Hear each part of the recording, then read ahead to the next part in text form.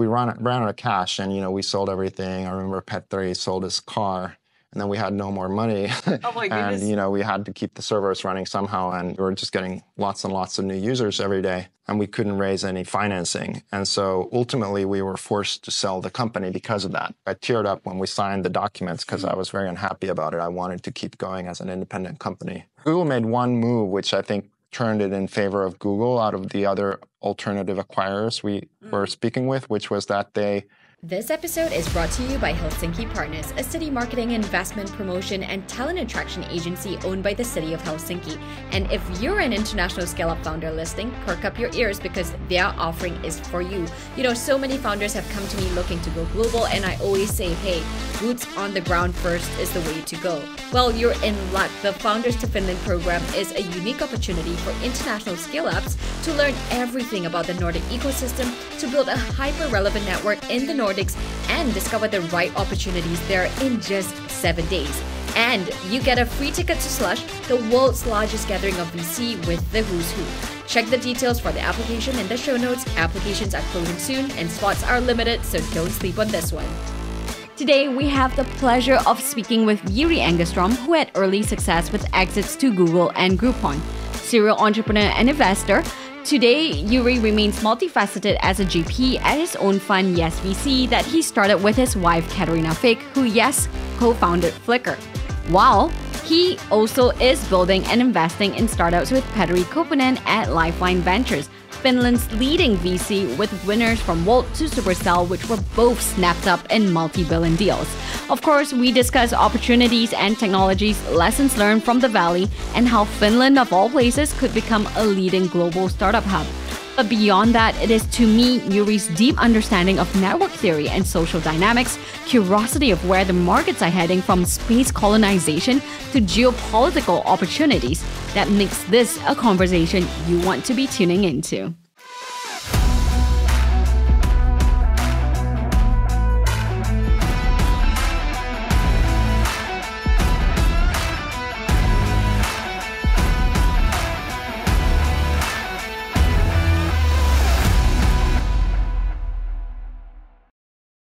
I wanted to start with you on your thesis in your PhD on the innovator's Oh my dilemma, gosh. because I kind of feel that has shaped a lot of your thinking and the work that you do. Can you tell us a little bit about why the innovator's dilemma? Clay Christensen, a Harvard professor who's now passed, famously wrote this book, The Innovator's Dilemma, in the 90s that described how essentially these products that seemed to be inferior at the beginning would ultimately take over the world because they were either cheaper or they were easier to use or they freed people from going to an inconvenient place. So, for example, digital photos overtook print photos, even though the first digital cameras were not as good. The resolution was very poor and the photos were kind of grimy. You didn't need to go and develop your pictures anymore at a Photoshop physically. This theory of disruptive innovation, that's where that word comes from. And it's proven itself over and over again. So when I was working on my PhD thesis, I was super interested in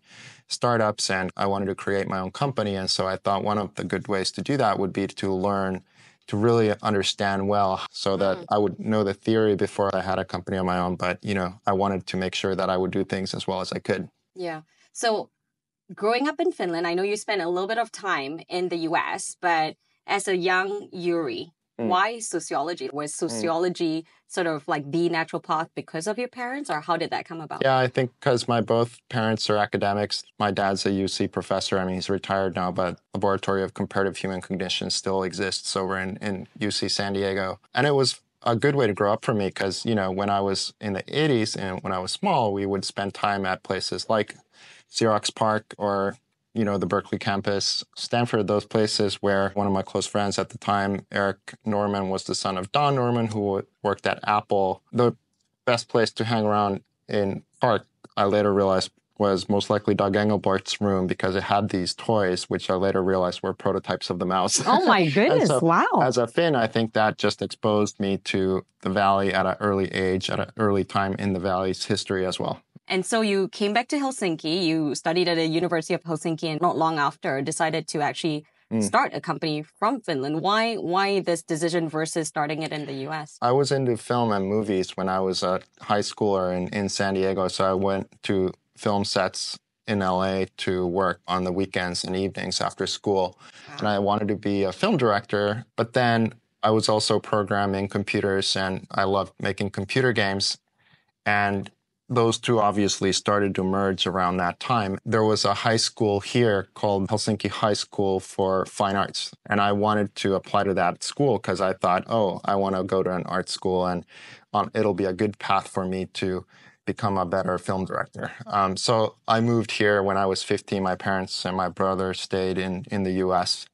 And then pretty quickly, with a bunch of my classmates, started a company that then later merged with another company and IPO'd actually in the first internet bubble here. And so I had this early exposure to internet and kind of hypergrowth, you could say, and also the crash of 2000. We IPO'd in 2 months before the whole internet bubble crashed and popped in a really major way.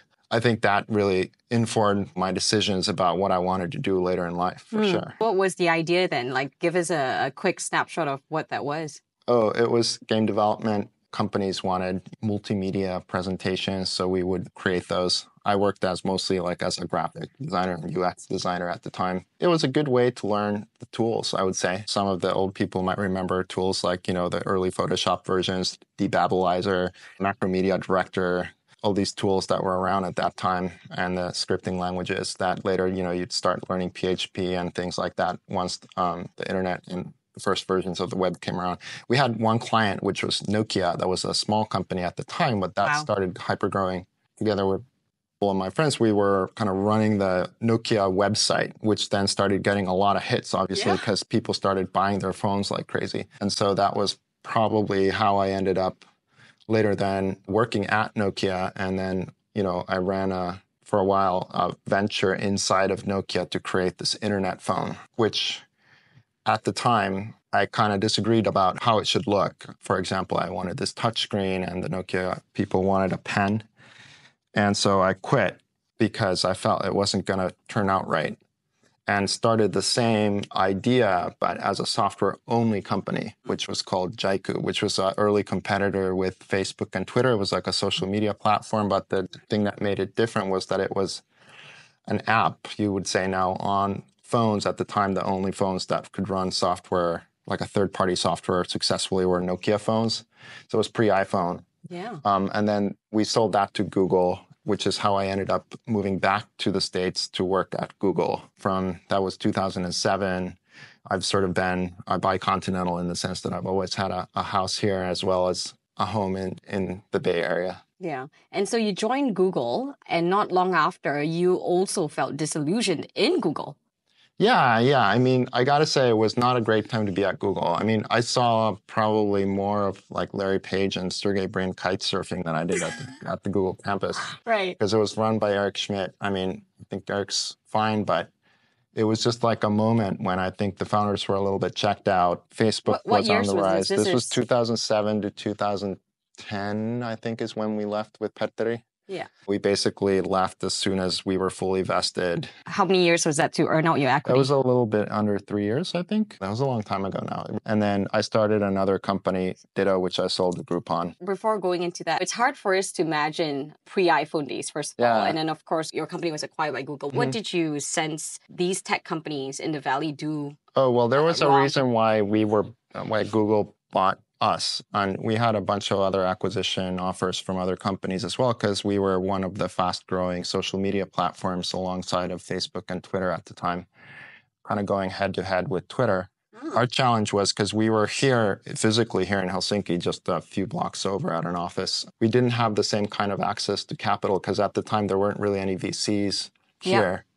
And most US VCs that I would go and speak with in the Valley didn't invest in Europe at the time. Right. And these companies back in 2006 didn't yet have a business model anyone could trust. I mean, it later turned out they very much have a business model, which is ads.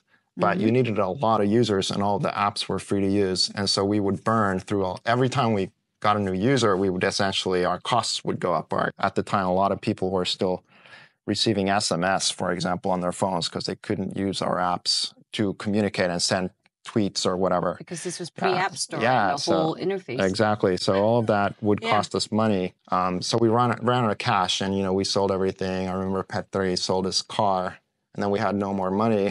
Oh my goodness. And, we had to keep the servers running somehow, and we were just getting lots and lots of new users every day, and we couldn't raise any financing. And so ultimately we were forced to sell the company because of that. I teared up when we signed the documents because I was very unhappy about it. I wanted to keep going as an independent company. Google made one move, which I think turned it in favor of Google out of the other alternative acquirers we were speaking with, which was that they came over and they showed a prototype of Android. I had worked at Nokia, so I could appreciate the power of having a mobile platform that a lot of people used because I had seen how Nokia grew very big. At the time, Facebook didn't yet have like a mobile app, neither did Twitter, so they were websites. If you could build an app that was kind of like your main social media that was integrated into the phone itself, then you could probably beat Facebook.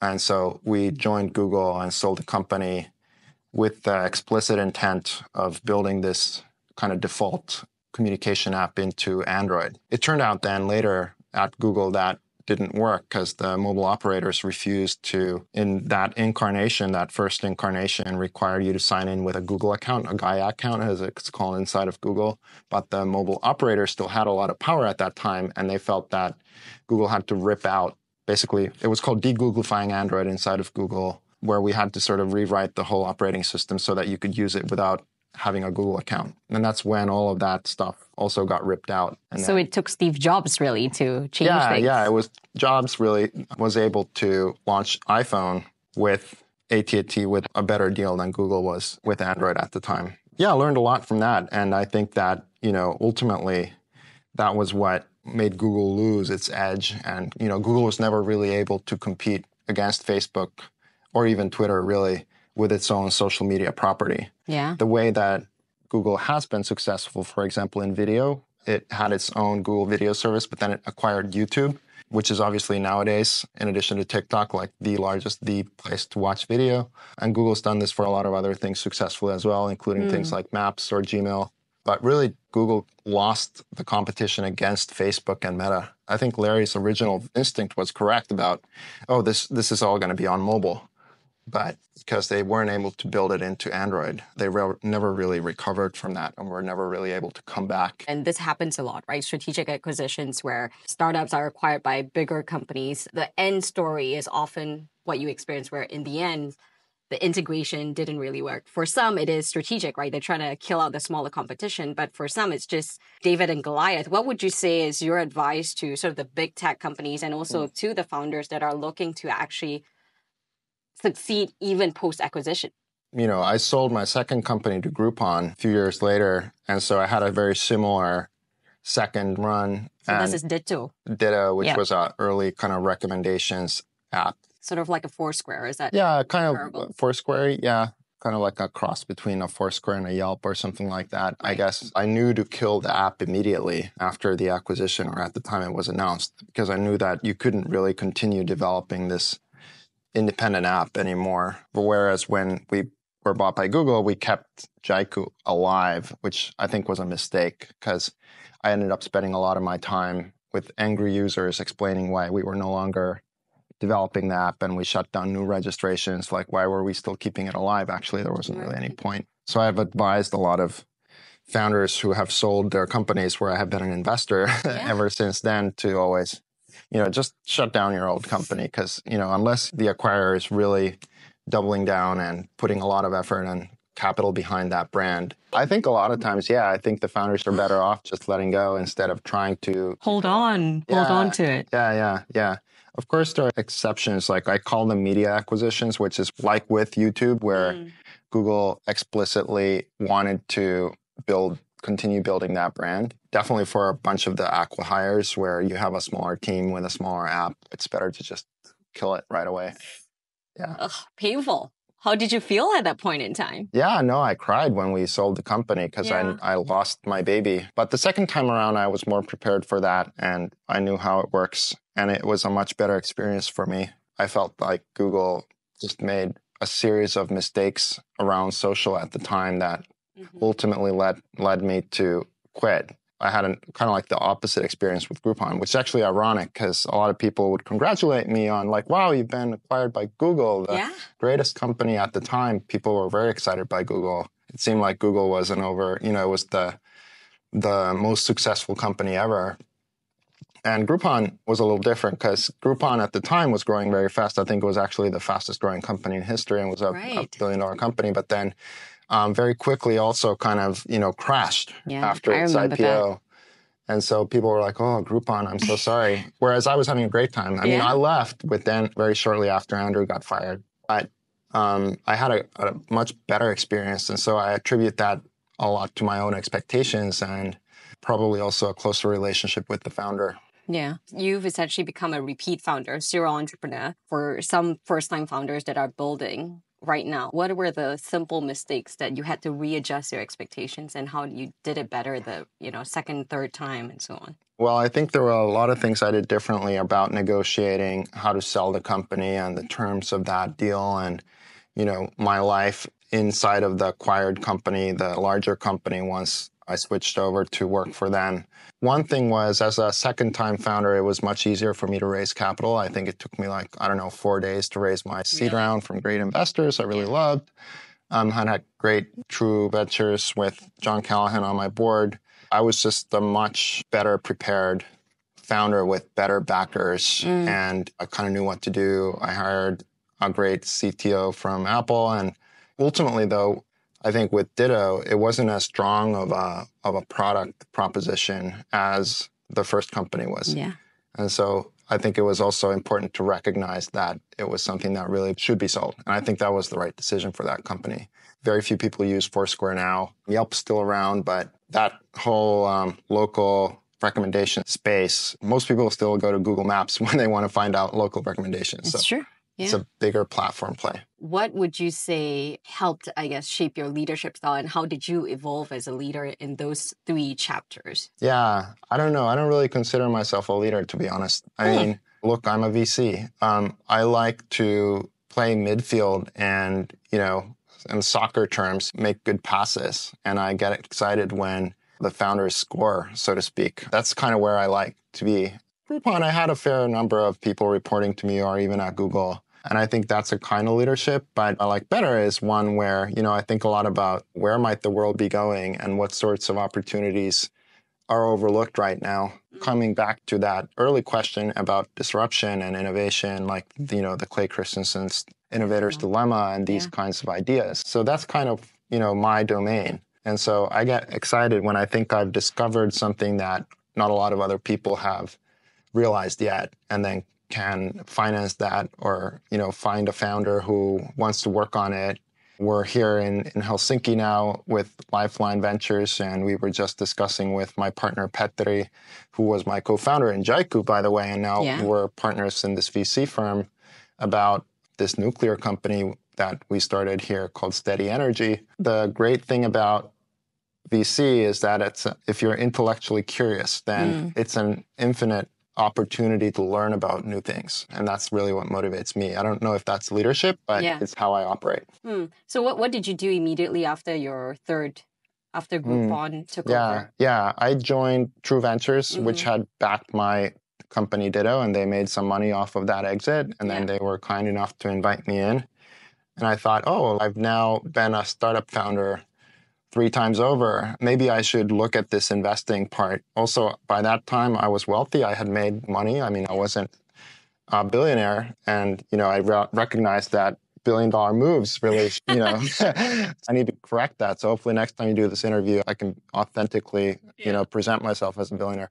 But I think also I had enough money to begin investing. I kind of joined True Ventures, actually. I insisted on being an EIR, an entrepreneur in residence, because I thought, I'm just here for a while, and then I'll go back and start another company. But then I think what happened was some of the investments I made, like my investment in Ōura, the smart ring, or Unity, this kind of ad platform and app development platform and tool, as well as a few others, started doing really well. I invested in a satellite company here called ISI, and a few other companies that had grown pretty big.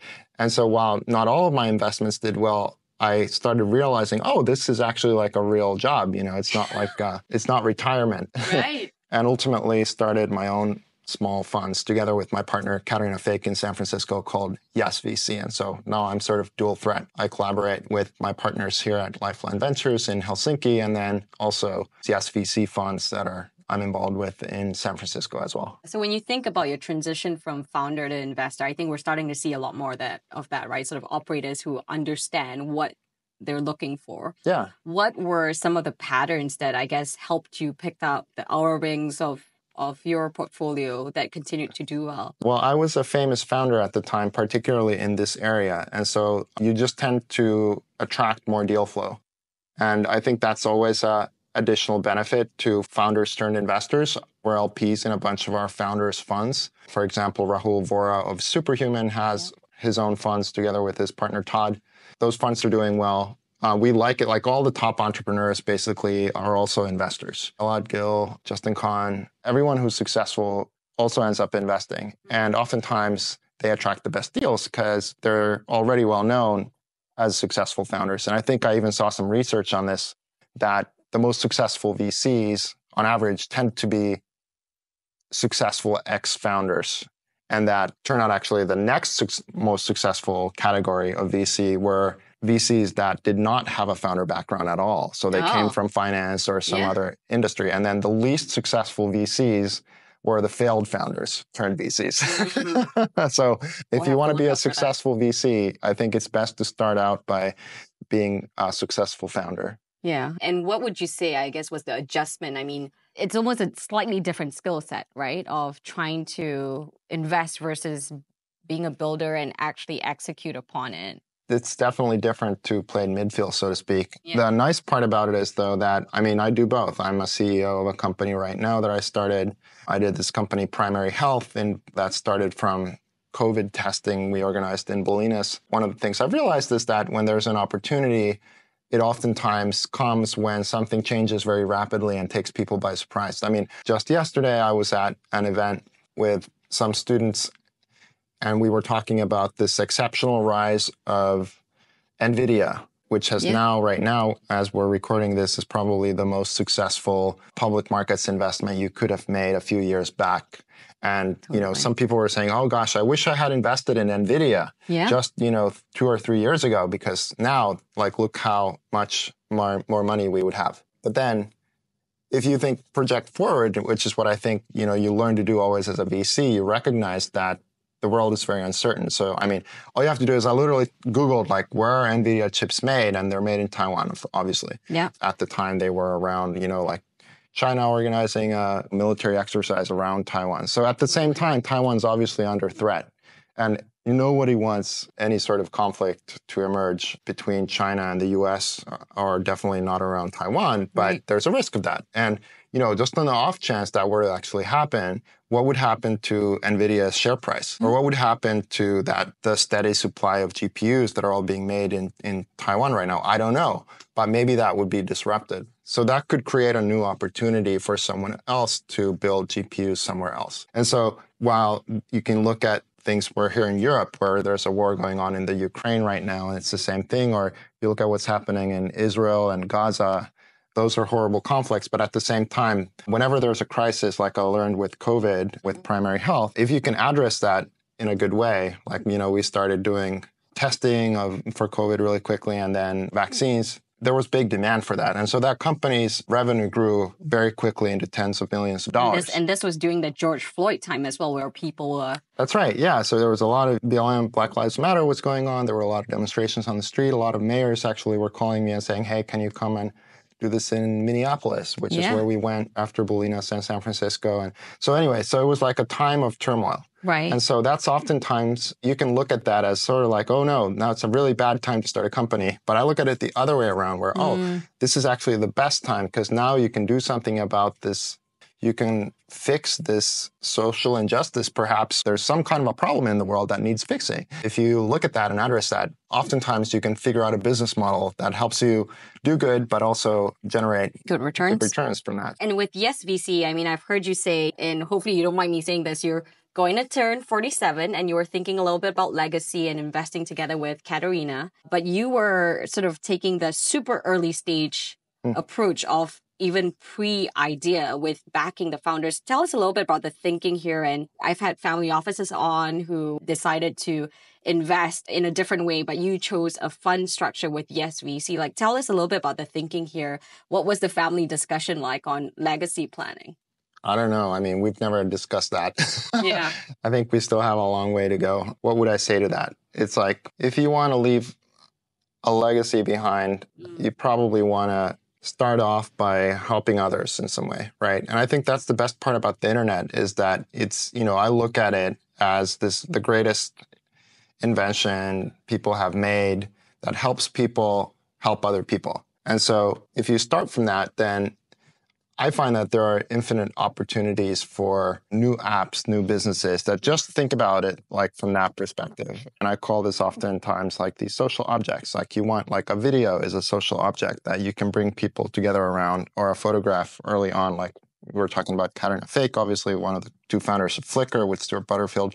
Caterina, kind of created Flickr as this place where people could come together around photos. And so, whichever it is that there's kind of like this evolution of these social objects online, which is now very much, going towards AI generated stuff. That's what I get excited by. And one of the things that we're doing a lot right now is investing in AI, for example, from that perspective, looking at AI agents, things that make it possible for you to actually focus on things that really matter instead of spending a lot of busy work on things that might take a lot of your effort, but actually maybe aren't that important. I'll give you an example. So like we're investors in Superhuman, which is this email client, really is working hard to build AI into email.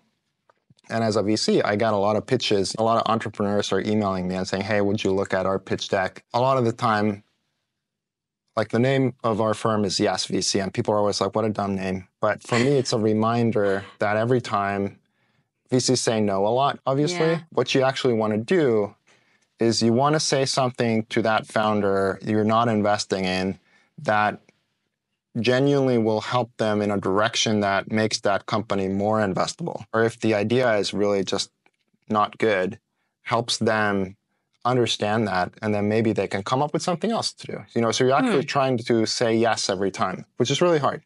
It turns out that, so we have this whole categorization of different rejections, like from like, how do you reject someone and try to accomplish this? And I learned this actually when I was at True Ventures, where we would, True has a lot of founders and big funds now, and we were looking at our stats and saying, well, what we want to do is have all these founders that we've backed help us source new deals, because we know the founders oftentimes see the best new deals earlier before the VCs, and we would like them to share those deals with us. But then at one point I realized like, this is just the founders we backed, but we see like 10 times that many founders that we reject.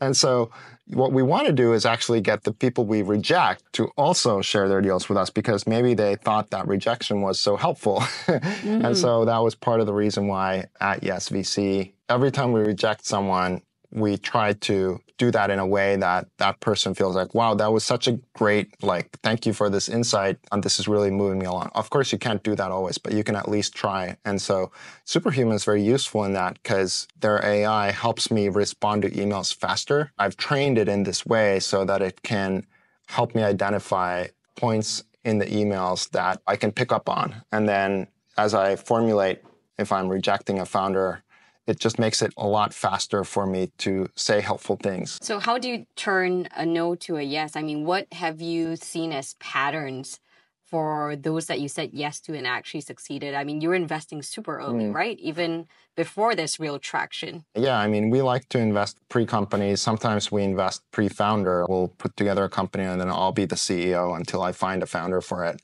if I think that company's worth building as a business. I just think that what is happening in VC right now is that there's too many VCs.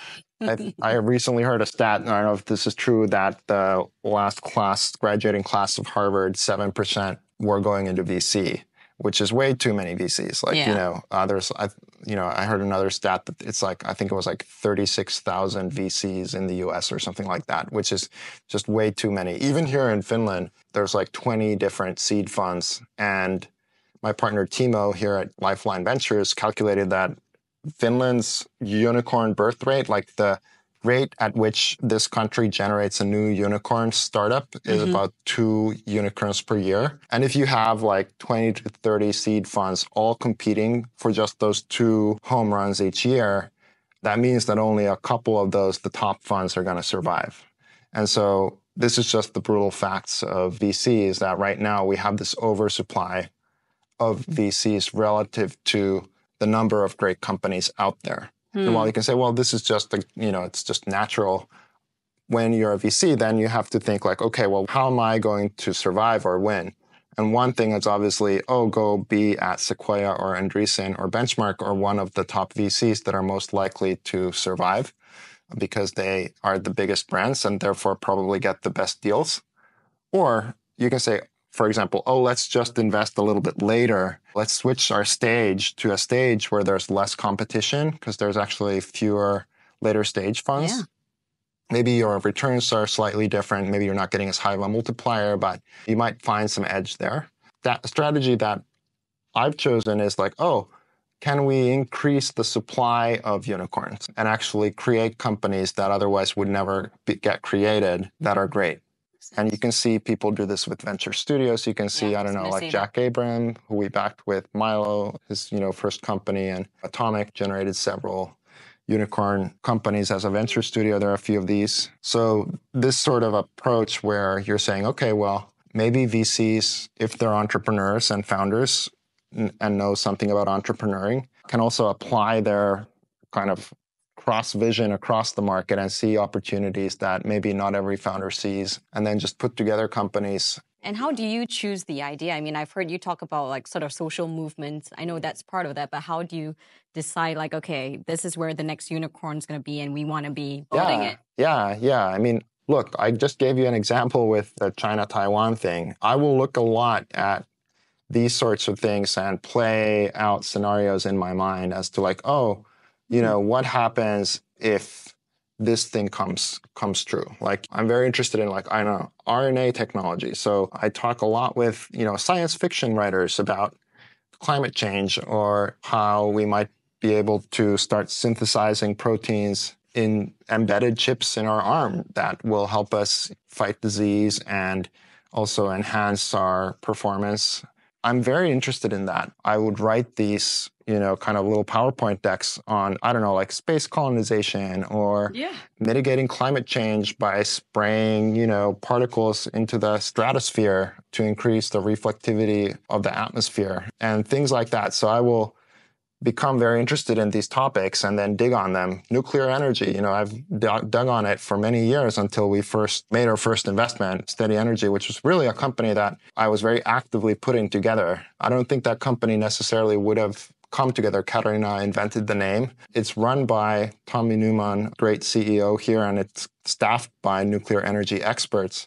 But sometimes you just have to put that little impetus in place and say, we'll fund this, here's the capital, because we know this is going to work. Sometimes it's hard for founders who are technical to see the business side of it. And even though they might be great at creating the technology, like in that case, I'm not sure if Tommy would have made the leap from running the nuclear energy division for Sovereign Research Institute here, the national labs, to becoming a startup founder without that little bit of extra support from somebody that really believed in the idea. This is so fascinating. Are your days just spent thinking about different scenarios? Like, how do you pick a topic? I mean, from nuclear energy to climate change to space colonization. I mean, that's pretty... Yeah. It's not a certain vertical. Yeah, that's right. I'm like really into, solar sails, or I talk a lot with the scientists that are trying to spot aliens. I get into all kinds of weird shit. Yeah. Because the weird stuff is where the biggest opportunities are often. I want to fund, solar sails and cameras that look up and help us, there's this whole crazy discussion around like these UFOs that supposedly American pilots are seeing. And I'm very curious about tracking those. And seeing if they're real. So I don't know. I just find all that stuff curious. It's like, sort of like being a kid again. And that's the way that I find the best entrepreneurs really how work. do you keep this curiosity so alive and vibrant? We've had so many entrepreneurs that, frankly, after a while, they get so burnt out. And they're no longer able to recreate the greatness, frankly, right? David Rubenstein came and spoke at our Harvard class one day. And one thing he said was, a lot of young global leaders come through the doors here, but it's actually really tough to sustain performance and actually really have that global significance. And it seems that you've sort of figured out how to keep this curiosity and energy in building and creating. How do you do that? I do think I have kept that, and I'm not going to lie and claim that, I don't have bad days. Yeah. But I've just decided early on that that's what I will focus on. And so I think that, as Caterina likes to say, you sort of have to craft your life around this. When our kids were small, we were homeschooling, and then, we ended up investing in OutSchool, which became a unicorn. We had a coffee shop and ended up investing in Blue Bottle Coffee, which became a great exit. So sometimes when you just get curious about stuff and then you're curious enough, you tend to find the very, very best people in that field. And it's very easy to contact them, because if you're interested in them, they tend to like that and they respond, whether it's, a direct message on Twitter or when, my daughter had cancer, I would travel to the cancer conferences and I wanted to find all the best people around cancer. And we ended up investing in this 27-year-old woman, Sigal Kadok, and she formed a lab.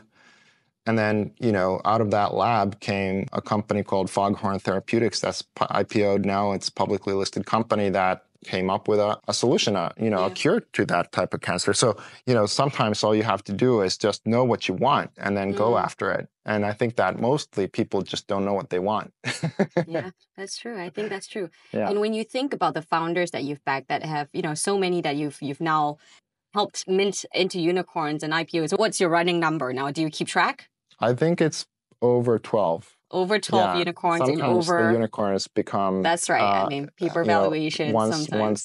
Once upon a time they were. But no, genuinely, I think there's over a dozen. I go back and I'm like, crap, I wish I had invested in Spotify. Or I remember an embarrassing email where I think the founders of Pinterest, who worked at Google alongside me, were starting that company. And then an email to my wife at the time saying, Pinterest, what a dumb name. And really should have taken that meeting. Yeah. So oftentimes I end up kicking myself for just not saying yes. And that's, I guess, my lesson that I've learned is that's why the firm is called Yes, is that really when there's someone who is smart, say yes to them. Just figure out some way to, and I'd say this to younger people now, it's like, even if you're not liquid enough to fund them, you can oftentimes work for them or you can advise them. You can just get on the cap table in some way. Sometimes they don't even know what company to start, but you can see this person's smart. And then you can tell them, oh, here are some ideas. You can help them come up with an idea, which is often the best way because then that person really trusts you and they're much more open to having you take a piece of that company. And ultimately, it's a really long-term play because obviously it takes a long while. I mean, we were just talking about Ōura, the smart ring company that we invested in it exactly 10 years ago, almost to the day now. And we still haven't exited, but that, small investment is now worth many millions of dollars. Yeah. Well, venture is a long-term play. That's right. Yeah. And a lot of people still I remember when the Samwer brothers, who I know were investing in Facebook, I think it was valued at 11 billion. I'm like, Ollie, I can't believe they're doing this, it's 11 billion. How could it possibly go up? I mean, obviously it's going to go down because it's peaked. Looking back, investing in Facebook or Meta at 11 billion, that was a bargain. That was a bargain. Or That's Nvidia. Right. So yeah, sometimes I think there are these, when a company gets great traction, and I hope this happens to a few of our companies in the near future. I think Ōura is one of those companies now. Even when it's already valued at single-digit billions, it can still 10x or 100x. I'm also learning to recognize that some things can, when they get to scale, they can get really big. Right. So you've used this word a lot. He or she is a smart founder. And if they're smart enough, they will solve it and they will do big things and you want to back them. What is your criterion here? How do you drown out the noise and focus on, okay, this person has got it together, has potential? What's your pattern recognition these days? Yeah, I think that's really tough. I mean, Petteri and I were just discussing it before we were starting this interview about a particular founder and how sometimes people are quirky and it's not easy to tell. And they oftentimes actually, I think almost every founder who succeeds fails first. Like they have a bunch of failures. Like if you look at my companies, like it took a few tries before I had a success. And so I also think that you have to somehow, I guess what I do is like, I just have to believe in that founder product fit that we were talking about. It's like a lot of people talk about product market fit, but I think a lot about the founder product fit. And if there's that fit, then that person tends to talk about that topic, the product, in a way that you are learning from them. I hate it when I have to start educating someone. I'm like, this is not good because I should know less about this topic than they do. That's one sign, I would say. And then really just being like respecting demand, I think is really important. Like even for something like nuclear energy, the fact that I could go and talk to the energy companies and be like, yeah, like they really need this. It gave me that extra level of confidence to say, yes, we should do this, even though nuclear is going to be really hard and take a long time. And the world has changed. We had Russian gas get cut off in Europe. Like it required this moment. And I think oftentimes, and this is what Idealab famously learned back in the day when they did the study of all of their various incubated companies, they were saying like, okay, what's the thing that matters most? Is it the team? Is it the financing? Is it the product? Like what thing matters most for success of startups? And their answer was actually it's timing. And same thing with like nuclear energy. I believe I'm going to be correct at this. I think I invested at the right time because all these things just changed in Europe. Everyone hated nuclear energy here until climate change plus the war, this energy crisis kind of all hit simultaneously. And then overnight, regulation changed. Public's opinion about nuclear energy completely transformed from very negative to very positive.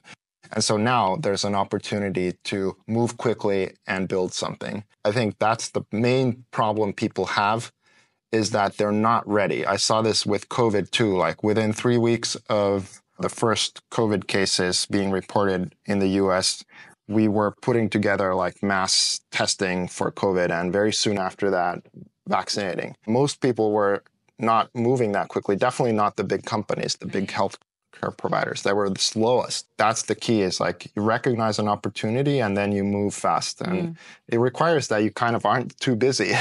Like, I say this a lot about my friend Petteri, who's the most successful investor here in Finland, in the region, with, so many unicorns, like much more successful than I am, with like Supercell and Volt and Ivan, and we're in Ōura together. All of my best investments I've made with him. And I wish I had made some that he did without me. But, you look at him, like he was just now here and he was like working out at his private gym over there, and he kind of seems like he's got nothing to do. Like we were just yapping and chatting before you guys came for like 45 minutes. Like this guy really isn't very busy. And yet he's super successful. Why is that? It's kind of like if you ever go watch a soccer game with Leo Messi, sometimes you watch the game and I find myself, my friend Rosmig works with Messi and, they have a fun together now. So I've gone to see a lot of games where Leo plays. I find myself just turning to my friend and like taking a gulp from my Coke or something and being like, oh, well, he's just walking around. Like he's so full of himself, he's like not even, running. But then when I turn, when I turn my head, everybody cheers because, oh, Messi just scored and I missed it. He picked the opportunity and like that's when he moves, and he's so fast. And I think Petteri is the same way in investing. So it's almost like Warren Buffett, right? Like he has one meeting a day, something like that, as he said. Yeah, you stop pretending to be busy. And if you're just very honest about things to yourself, then I think you recognize that a lot of the things you do, you probably actually shouldn't be doing. You could just let it be. Like you can let a lot of things rot, actually, because they're not critical. then that actually gives you the opportunity to then move fast when something actually critical comes up. And because you're not busy, you're looking. You haven't turned your head away when the opportunity knocks. And I think that most people find that impossible. Yeah. I want to come back to Petteri and how he's the most successful investor in Finland and the market landscape here in Finland, coming back to that. But I digress very quickly. You have 2 kids that are at the age of the TikTok generation, right? Talking about not being busy. We're so distracted by our phones and all these things. How do you raise your children to be curious, to not be just caught up in the busyness that has almost become like a badge of honor today? I don't know. I mean, don't take child rearing advice from me. But early on, we were homeschooling. I took a few years when I was mostly just a full-time dad and principal of the school. Obviously, we had staff, teachers, specialists we worked with, and our kids did not have phones until they were much older, and they're definitely hooked on their phones like everyone else now. But at least I feel like they got a period during which they got to be without screens. We still don't have screens in our house, which sometimes people find weird. I think you have to lead by example, and I think that's the difficult thing. I remember in our homeschool when I asked the kids to write the rules for the school, because they were annoying me, because they were being so rowdy. And I'm like, we must have some rules. And then I can't remember what rule number 1 was, but I remember rule number 2 because it was no phones. Okay. And I'm like, you guys don't have phones. You're like 6 years old. Like, why no phones? And they're like, obviously we don't have phones, but you have a phone. This rule is for you. And I'm like, shit, that's actually kind of true.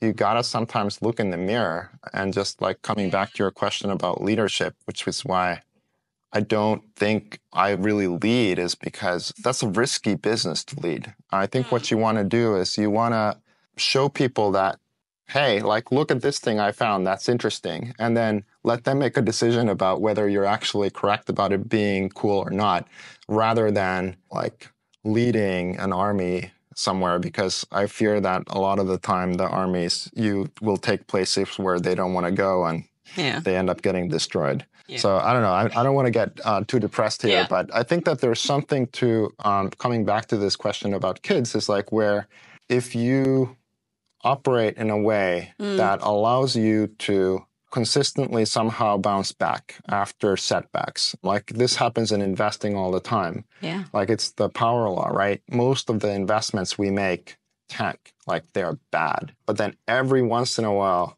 there is one good one. And I think it took me like 40 angel investments before I had one winner. That's a lot of misses.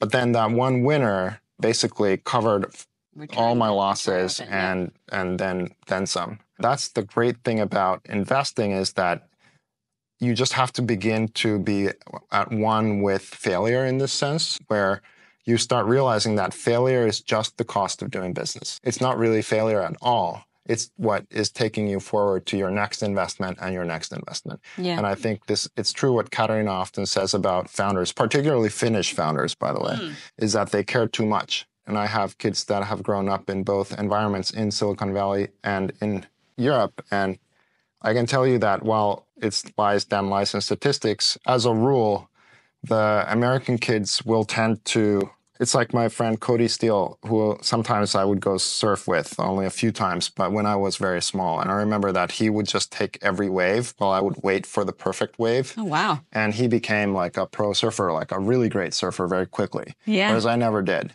And it was just that he was taking more rides. And it's the same thing, is that you just practice. You start another thing and another thing and another thing. I talk about parallel entrepreneurship, where I think it's great when founders start multiple companies simultaneously, which is still very much a no-no, especially in Europe. You're supposed to put all your eggs in one basket. I have, I'm a general partner in 2 venture funds, in Yes VC and Lifeline Ventures. Just today, someone's like, how can you do that? Like, is that even allowed? But all of the very successful, the most successful, I would say some of the smartest people I know.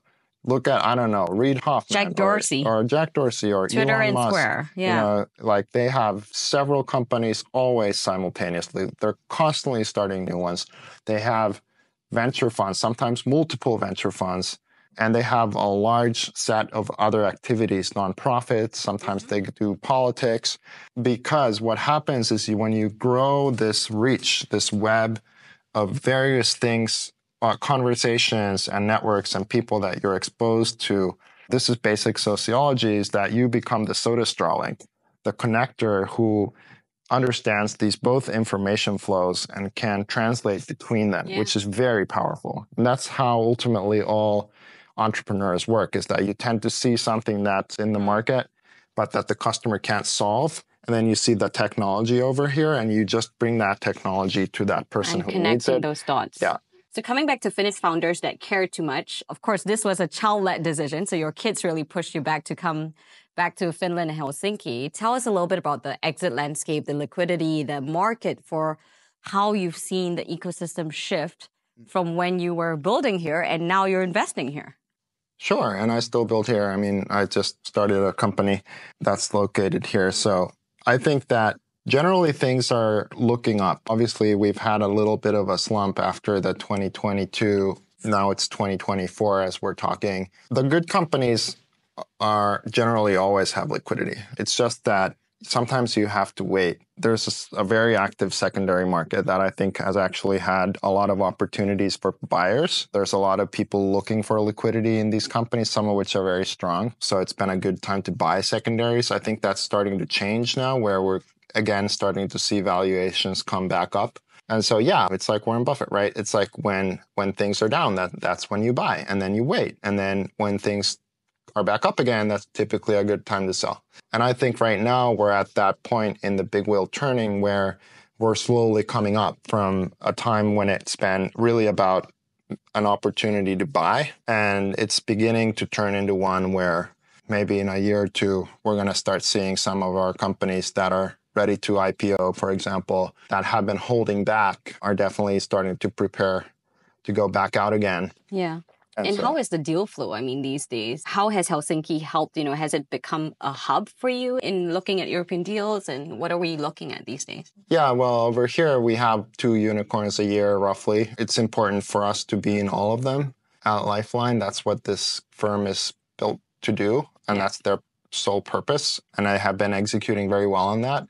That's my job here, is to double that, right? I want to see, instead of 2 a year, at least 4 or 5. So I'm very focused on increasing the supply by helping make sure that we get better entrepreneurs.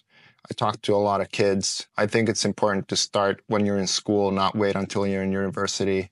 Like myself, I told the story of how I was already working in my first company by the time I was 15, 16. Those kids are perfectly capable of doing that at that age. I was, and the kids right now definitely have a lot more resources than I did back in the day. So yeah, start early. Oftentimes still, I think it doesn't actually require that many people. It just requires one person, like one Jack Abraham or Jack Dorsey or Elon Musk, to point out things. Oh, maybe Hyperloop or, sometimes you don't even need to be involved in all the companies. You can just recommend to people that they should try something out. And that's what I try to do, is I just want to increase the supply of unicorns. But what sort of verticals are we seeing Finnish companies build in? Is there a particular sort of thematic emergence? Yeah, well, you tend to get clusters of talent. This is just the way the world works, is that people close by, when something becomes successful, then they model themselves after that. And for Finland, for sure, it's been games ever since the 90s. I also was involved in that a little bit, and that's where I first learned my skills in, computers, was around games. And Supercell, Angry Birds, a bunch of the games that have come out of here have obviously created this kind of ecosystem. There are others now emerging as well. I'm very curious about things like RNA technology. I'm very into, like I said, energy, nuclear, salt ion batteries. I've been into a lot of carbon capture. I look at emerging technologies. There's a lot happening in materials right now. The nice thing, I think, is that it's not all software anymore. Because of AI, it's also becoming easier to build physical things. Right. And so integrating AI into processes that involve not just things like protein discovery, but also synthesizing new materials and building things including buildings, by the way, is where I think I'm going to be spending a lot of my time in the next life cycle of these funds. And so the next life cycle with Lifeline, with Yes VC, and of course, you're CEO of a company now as well. What is Jyri's trajectory for the next 5 years looking ahead? Like I said, I want to make sure that we double the unicorn birth rate here. Yeah. And then also, that Yes VC keeps investing successfully in Silicon Valley. If I can just manage to pull that off, I think I'll be very happy. So what would that take? I mean, what is your message to investors? I mean, we have a North American audience, pretty much global audience. What is the message for, what is the banner if we're thinking Helsinki and you're the poster child of it? What is your message to them on why this is an investment opportunity? Oh, well, over here, it's pretty easy because there's so much, it's much less noise. You tend to have a higher average quality of an opportunity. And there are certain things that this kind of geography works well for. Here, what you want to do is invest in hardware companies, which is sometimes doesn't make sense for VCs. But if you think about it, all of the really great hits that I have had, not all of them, but maybe with the exception of Unity, which was great, but like Ōura is a hardware company, ISA is a hardware company. Interesting. We have things like Vario, Chen-Spellings, Steady Energy, a bunch of others. And the reason I think is because it's generally cheaper to hire excellent engineers here. And then I've heard that, there's less competition for talent, so it's easier to become the dominant company in your space here. And then keep that talent because they're less likely to go work at an Apple or at an Amazon or get some kind of a crazy offer from Meta or go work on VR glasses there or whatever. Yeah. And I've seen this over and over again where there tends to be a well-funded Silicon Valley competitor, whether it's a satellite company or, I don't know, like a VR glasses company or maybe an automotive or material science company. But they end up at some point losing out to the Finnish competitor because they just managed to build the technology here for a longer time with less cost. We've covered a lot of ground, and you've clearly made billion-dollar moves, as established with your 12 unicorns and counting and all the areas that you're building. We've now arrived at billion-dollar questions, which is rapid fire. First thing that comes to mind. So are you ready for this, Jyri? Yeah. All right. A moment you felt like you failed. When I sold my first company to Google. What is something people don't know about you that they'd have to see it to believe it? Well, I don't know if you can see this, but my last name is Swedish. And before my grandfather died, he told me this story, which I don't know if it's true, that my family had to run away from Sweden after trying to kill the king. Oh, fun fact. Fill in the blank. Success is? It's to laugh often and much and to win the respect of intelligent people and the admiration and love of children. That's at least how I think of it. Failure is? To fall down and not get up again. Not investment advice, but your favorite investing hack or tip. My favorite investment hack or tip? I have so many. First thing that comes to mind is the best. Okay. Pick the app that you most recently started using daily on your iPhone or Android and then invest in that company. I've heard that one. It's like look at your credit card bills and what you're spending the most on. Invest in that. Yeah. Speaking of apps, what's your most used app?